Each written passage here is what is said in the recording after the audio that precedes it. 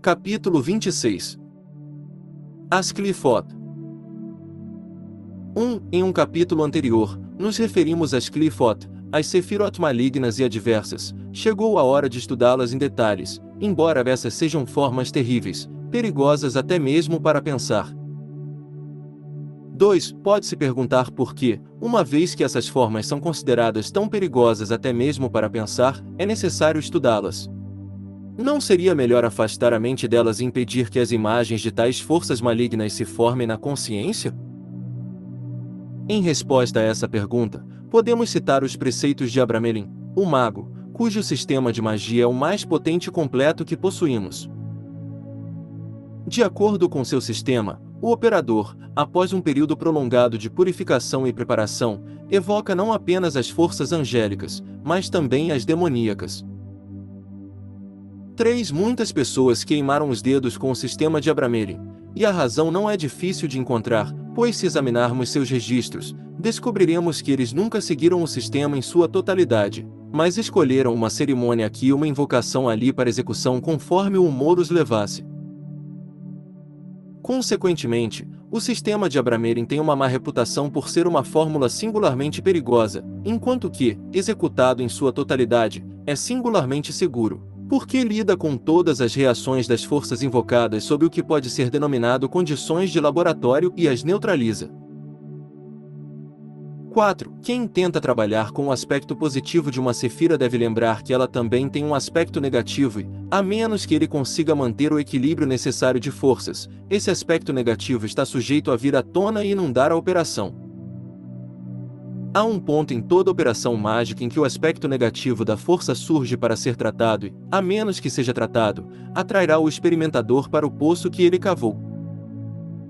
É uma máxima mágica sólida não invocar nenhuma força a menos que você esteja equipado para lidar com seu aspecto adverso. 5. Você ousa invocar a energia ígnea de Marte, Gebura, em sua natureza, a menos que tenha se purificado e disciplinado o suficiente para ter certeza de que pode impedir que a força marciana vá a extremos e levando à crueldade e à destrutividade? Se você tem alguma percepção da natureza humana, deve estar ciente de que todos têm as falhas de suas qualidades, isto é, se ele é vigoroso e energético, ele é suscetível a cair na crueldade e na opressão, se ele é calmo e magnânimo, ele é suscetível às tentações do laissez-faire e da inércia. 6. As Qlīphot são apropriadamente chamadas de Sefirot malignas e adversas, pois não são princípios ou fatores independentes no esquema cósmico, mas o aspecto desequilibrado e destrutivo das próprias estações sagradas. Na verdade, não há duas árvores, mas uma árvore, uma clifa sendo o reverso de uma moeda cujo anverso é uma sefira. Quem usa a árvore como um sistema mágico deve forçosamente conhecer as esferas das Qlīphot, porque não tem outra opção senão lidar com elas. 7. É somente no plano de Atzilut que há apenas um nome de poder associado a uma sefira, e esse é o nome da divindade.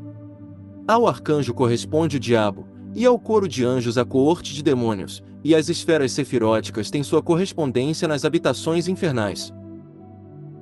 8. O estudante deve distinguir cuidadosamente entre o que o ocultista chama de mal positivo e mal negativo. Este é um ponto muito importante na filosofia esotérica, e a falha em perceber seu significado leva a erros práticos de longo alcance e paralisa toda a vida e obra do iniciado, ou, por falar nisso, de qualquer ser humano que esteja se esforçando para desenvolver um mínimo de livre-arbítrio e autogoverno. É um ponto que é pouco compreendido, mas é um ponto singularmente importante na prática, porque influencia tão imediatamente nossa perspectiva, julgamento e conduta. 9. O mal positivo é uma força que está se movendo contra a corrente da evolução, o mal negativo é simplesmente a oposição de uma inércia que ainda não foi superada, ou de um momento que ainda não foi neutralizado. Vamos deixar essas definições claras por meio de um exemplo. O conservadorismo natural de uma mente madura é considerado maligno pelo aspirante a reformador, a iconoclastia natural da juventude é considerada maligna pelo administrador que estabeleceu seu sistema. No entanto, não podemos dispensar nenhum desses fatores opostos se quisermos manter a sociedade em um estado saudável. Entre eles alcançamos um progresso constante que não desorganiza a sociedade nem permite que ela afunde inércia e decadência. Ambos os fatores são indispensáveis ao bem-estar social, mas qualquer um deles, sem controle, levaria a danos.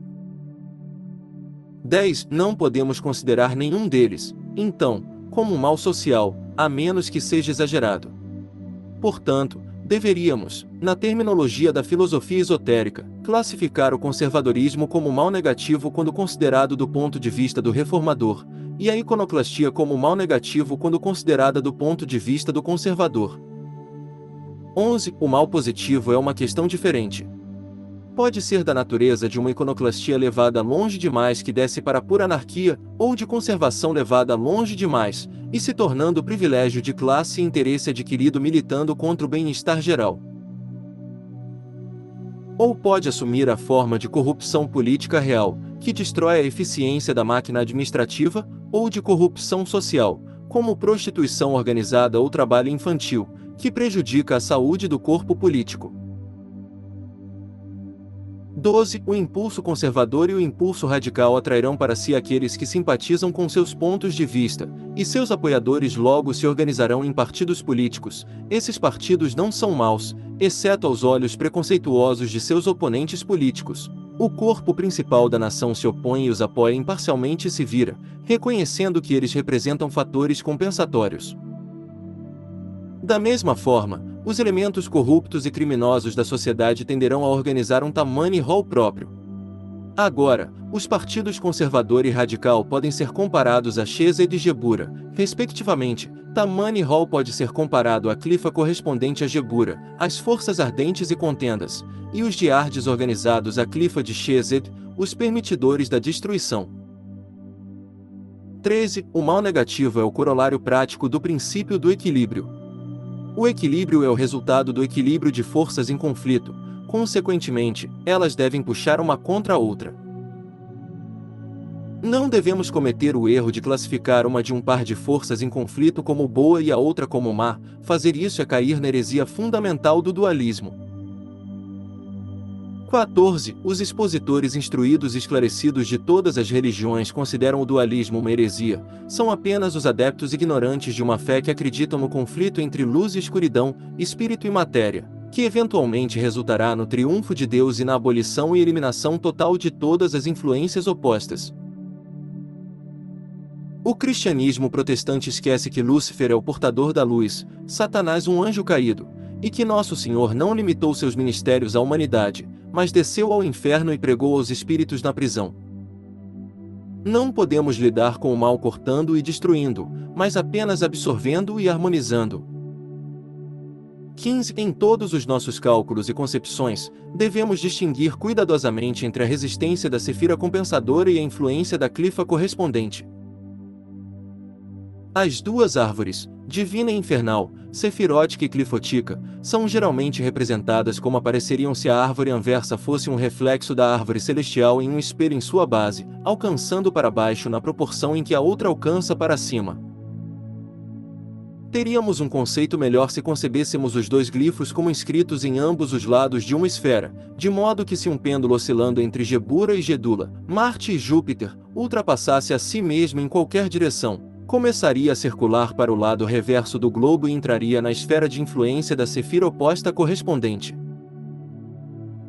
Se oscilasse muito em direção a Gebura, severidade, entraria na esfera das forças ardentes e destruidoras e do ódio. Se oscilasse muito na direção da misericórdia, entraria na esfera dos permitidores da destruição, e há muito significado nesse nome. 16. O místico nos diz que seu objetivo é trabalhar na esfera do espírito puro sem nenhuma liga de terra, e, portanto, ele invoca somente o nome de Deus, mas o ocultista responde: enquanto você estiver em um corpo de terra, você é um filho da terra, e espírito, pois você não pode estar sem liga. Quando você invoca o amor de Deus, ele não pode vir a você, exceto por meio de um Redentor. A esfera do Redentor é Tifaret e seu arcanjo é Rafael, o curador, pois não reconhecemos a influência do Redentor por meio de sua influência curadora sobre o corpo e a alma? Mas o reverso do Redentor que harmoniza são os Ormiel, os disputadores, os grandes gigantes negros sempre trabalhando uns contra os outros. Não vemos sua influência nas doutrinas mais duras do cristianismo, na ideia de punição eterna sob o domínio do diabo como contrastado com a recompensa eterna sob o domínio do vingativo e venal Jeová? Se essas não são forças de contenção duplas, o que são? O pensamento religioso moderno comete um grande erro ao não perceber que se pode ter muito de uma coisa boa. 17. O único momento em que há equilíbrio perfeito de força é durante um pralaya, uma noite dos deuses. Força em equilíbrio é estática, potencial, nunca dinâmica, porque força em equilíbrio implica duas forças opostas que se neutralizaram perfeitamente, portanto, tornaram uma outra inerte, inoperante. Perturbe o equilíbrio, e as forças são liberadas para a ação, a mudança pode ocorrer, crescimento, evolução, organização podem ocorrer. Não há possibilidade de progresso em equilíbrio perfeito, é um estado de repouso. No final de uma noite cósmica, disse que o equilíbrio é superado e, em consequência, uma saída de poder ocorre mais uma vez e a evolução começa novamente. 18. O equilíbrio do universo pode ser melhor comparado ao balanço de um pêndulo do que ao aperto de uma pinça. Ele não é mantido imóvel, e há toda a diferença do mundo entre esses dois conceitos. Pois no equilíbrio há sempre uma leve vibração, um empurra-puxa entre as forças opostas que o mantém estável, é uma estabilidade, não de inércia, mas de tensão. 19. Isso é representado na árvore pelos dois pilares da misericórdia e severidade que puxam um contra o outro. Gebura, severidade, puxa contra Gedula, misericórdia. Bina, forma, puxa contra Shokma, força. Se essa contrapuxada cessasse, o universo entraria em colapso, como um homem que está puxando uma corda entra em colapso se a corda se romper.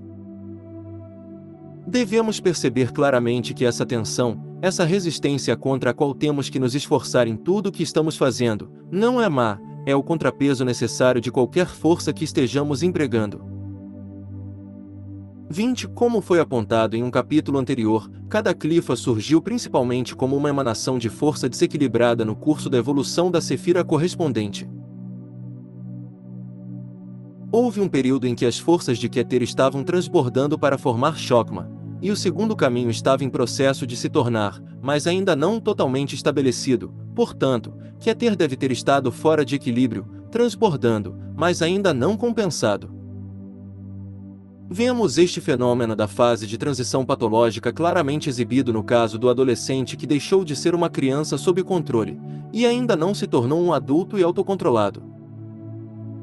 21. Foi esse período inevitável de força desequilibrada, a patologia da transição, que deu origem a cada clifa por vez. Segue-se então que a solução do problema do mal e sua erradicação do mundo não deve ser alcançada por meio de sua supressão, corte ou destruição, mas por meio de sua compensação e consequente absorção de volta à esfera de onde veio. A força desequilibrada de Keter, que deu origem às forças contenciosas duais, deve ser neutralizada por um aumento correspondente na atividade de Shokma, sabedoria. 22. A força desequilibrada de cada Sefira então, que surgiu sem controle durante as fases temporárias de desequilíbrio que ocorrem periodicamente no curso da evolução, forma um núcleo em torno do qual foram organizadas todas as formas pensamento do mal surgindo na consciência dos seres sencientes ou por meio da operação de forças cegas que por acaso estão fora de equilíbrio, cada tipo de desarmonia buscando o seu próprio lugar. Segue-se, então, que o que era a princípio um mero excesso de uma força, tanto pura quanto boa em sua natureza intrínseca, pode, se não for compensado, tornar-se no curso das eras um centro altamente organizado e desenvolvido de mal positivo e dinâmico. 23. Um exemplo mais uma vez nos ajudará a deixar isso claro. Um excesso da energia necessária de Marte, Gebura, a energia que move a inércia e limpa o que é estéril e desgastado, certamente ocorreria durante o período anterior à emanação de Tifaret, o Redentor. Assim que emanado, o Redentor compensaria as severidades de Gebura, assim como Nosso Senhor disse, uma nova lei vos dou. Não mais direis, olho por olho e dente por dente. Agora, essa severidade não compensada de Gebura nos deu o Deus ciumento do Antigo Testamento e todas as perseguições religiosas que já foram feitas em seu nome desequilibrado. Ela forma a clifa de Gebura, e toda a natureza cruel e opressiva está em simpatia com ela. Para sua esfera vai todo o excesso da força que eles emanam, que não é absorvido pela força oposta no universo, toda a vingança não saciada, toda a luxúria insatisfeita da crueldade, e essas forças, sempre que encontram um canal de expressão se abrindo, sobem através dele. Consequentemente, o homem que dá lugar à crueldade logo descobre que não está meramente expressando impulsos de sua própria natureza subdesenvolvida ou deformada, mas que uma grande força como uma correnteza em cheio o está impelindo, levando de um ultraje a outro até que finalmente ele perca seu autocontrole e discrição, e seja levado para a autodestruição por alguma expressão incauta de seus impulsos. 24. Sempre que nos tornamos o canal de qualquer força pura, isto é, qualquer força que seja única e não diluída por motivos ulteriores e considerações secundárias, descobrimos que há um rio em cheio atrás de nós. A correnteza das forças sefiróticas ou clifotícas correspondentes que está encontrando um canal através de nós. É isso que dá ao fanático de mente única seu poder anormal.